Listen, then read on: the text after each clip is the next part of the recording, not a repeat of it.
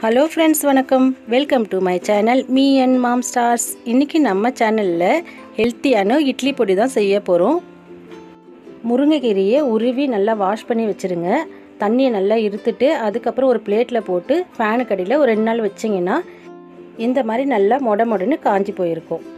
நான் 1/4 கிலோ இட்லி பொடி அரைக்க போறேன். அதுக்கு தேவையான ingredients பார்க்கலாம். 1 டீஸ்பூன் பெப்பர், காரத்துக்கு பெப்பர் தான். நான் காஷ்மீர் ரெட் சில்லி போட போறேன். அது ஒரு 4 பீஸ் போட போறேன். கொஞ்சம் கலருக்காக. இது வந்து காரம் கொடுக்காது. வேணா நீங்க ரெட் சில்லி கூட யூஸ் பண்ணிக்கலாம். 100 கிராம் உளுந்து, 100 கிராம் கடலைப்பருப்பு, வெள்ளை எள்ளு 50 கிராம். கொஞ்சமா கல் உப்பு போட போறோம். இதுதான் தேவையான பொருட்கள்.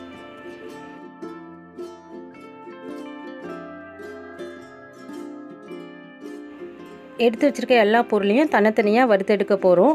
எல்லாமே ட்ரையா தான் வறுத்து எடுக்க போறோம். கொஞ்சம் கூட ஆயில் யூஸ் பண்ண கூடாது. எல்லாமே மீடியம் ஃப்ளேம்ல ஒரு 2 மினிட்ஸ் வறுத்தீங்கன்னா நல்லா வறுபட்டுரும். எல்லாத்தையும் இந்த மாதிரி தனித்தனியா வறுத்து எடுத்து வச்சுக்கோங்க. நான் இந்த இட்லி பொடிக்கு பெருங்காயம் போடல. நீங்க வேணும்னா சேர்த்துக்கோங்க.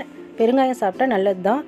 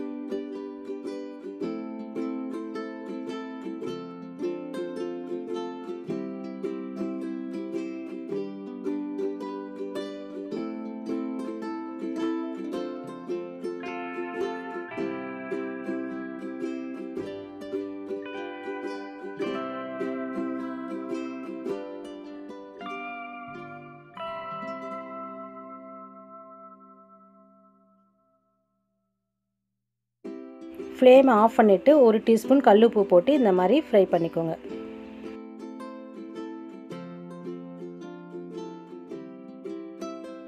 வறுத்த பொருட்களை ஆற வச்சுட்டு மிக்சியில் போட்டு அரைச்சிடலாம்.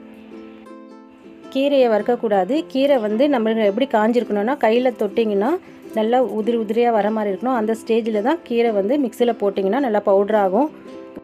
முருங்கைக்கீரை சரியாக காயாமல் இருந்துச்சுன்னா லோ ஃப்ளேமில் வச்சுட்டு வறுத்துக்கோங்க ஒரு 1 மினிட். இந்த மாதிரி இட்லி பொடி நீங்கள் வீட்டில் செஞ்சு வச்சிட்டிங்கன்னா இட்லி தோசைக்கு ரொம்ப நல்லாயிருக்கும். இதில் வந்து காரம் அதிகமாக கிடையாது. பெப்பரோட காரம் மட்டும்தான் இருக்கும். குழந்தைங்க விரும்பி சாப்பிடுவாங்க. முருங்கைக்கீரையில் ரொம்ப அயன் சக்தி அதிகமாக இருக்கும். அதனால் இந்த மாதிரி நீங்கள் வீட்டில் இட்லி பொடி செஞ்சு வச்சிட்டிங்கன்னா குழந்தைங்களுக்கு கொடுக்கலாம், பெரியவங்களுக்கும் கொடுக்கலாம். ரொம்ப ஹெல்த்தியாக இருக்கும். இந்த வீடியோ பிடிச்சிருக்குன்னு நினைக்கிறேன். பிடிச்சிருந்தா லைக் பண்ணுங்கள், ஷேர் பண்ணுங்கள், கமெண்ட் பண்ணுங்கள். Me&Mom Starsக்கு சப்ஸ்கிரைப் பண்ணுங்கள். சுவையாக சமைங்க, அளவாக சாப்பிடுங்க. தேங்க்யூ.